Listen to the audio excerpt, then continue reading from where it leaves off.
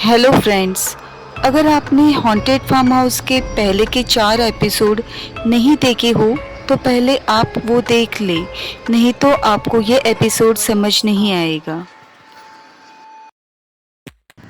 पिछले एपिसोड में आपने देखा होगा कि बड़े मामा ने अपने दोनों बेटों को हमारे साथ फार्म हाउस भेजा, लेकिन वहां पहुंचकर निखिल ने उस एंटिटी का मजाक उड़ा के उसे और ज्यादा उकसाया, जिस वजह से वो निखिल के सामने आ गई और उसे बहुत बुरी तरीकों से हॉन्ट करने लगी।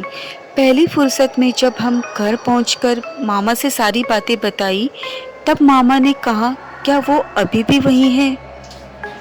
अब आगे जब मामा से हमने पूछा, आप किसकी बात कर रहे हो, कौन अभी भी वहाँ है, तब मामा ने हमें बताया, लगभग 35 से 40 साल पहले की बात है। ये गांव खुशहाल हुआ करता था। सब अपनी जिंदगी खुशहाली से बिता रहे थे।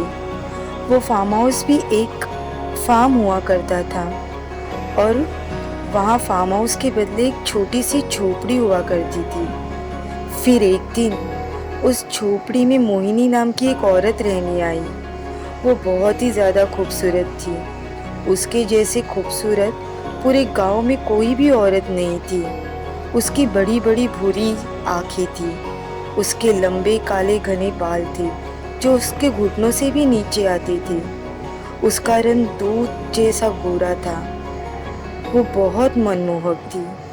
हर किसी से वो हंस के और प्यार से बात करती थी।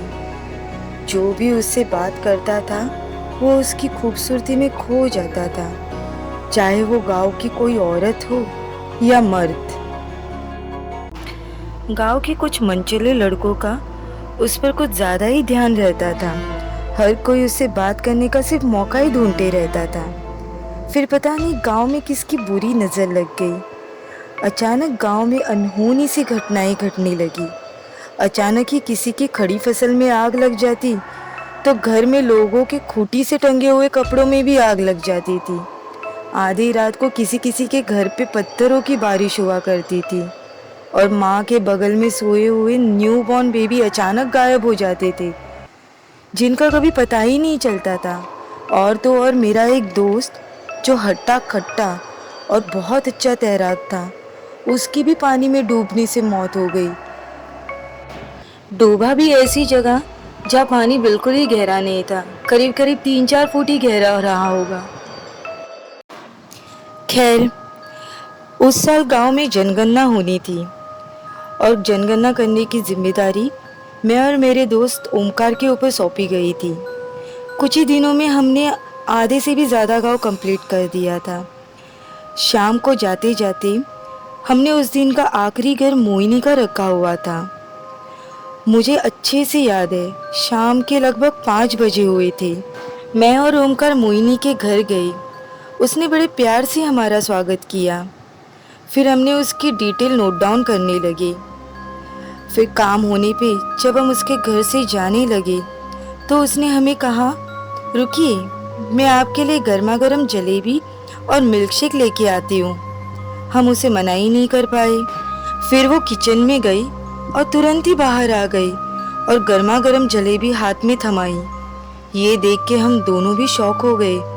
पिछले 15 मिनट से मोहिनी हमारे साथ बैठ के अपनी डिटेल लिखवा रही थी और ये जलेबी देख के तो ऐसे लग रहा है जैसे पिछले 15 मिनट से वो किचन में खड़ी होके बना रही हो। और उतने में ही 2 ग्लास मिल्कशेक हमारे हाथों में थमाकर फिर किचन की तरफ जाने लगी। जब हमने मिल्कशेक को देखा तो उसमें बहुत कीड़े भरे हुए थे, जैसे कि वो बहुत ही पुराना सड़ा हुआ सा मिल्कशेक हो। हम दोनों ने चौंक कर एक दूसरे को देखा और मोहिनी की तरफ देखा। वो किचन में जा रही थी। गौर से देखने पे हमें दिखा कि मोहिनी के पैर उल्टे थे, यानी वो जा तो किचन में रही थी लेकिन उसके पैर हमारी तरफ मुड़े हुए थे। ये देख के हम दोनों बहुत ज़्यादा शॉक हो गए और डर भी गए थे।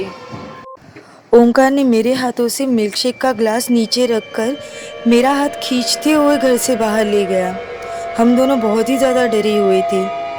थोड़ी ही दूरी पे एक चाय की टपरी थी, वहाँ जाके हम दोनों बैठ गए। एक्चुअली ओमकार को इन सब बातों का थोड़ा बहुत नॉलेज था।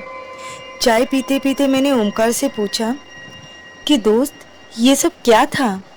तब ओमकार बोला, मोहिनी एक चुड़ैल है।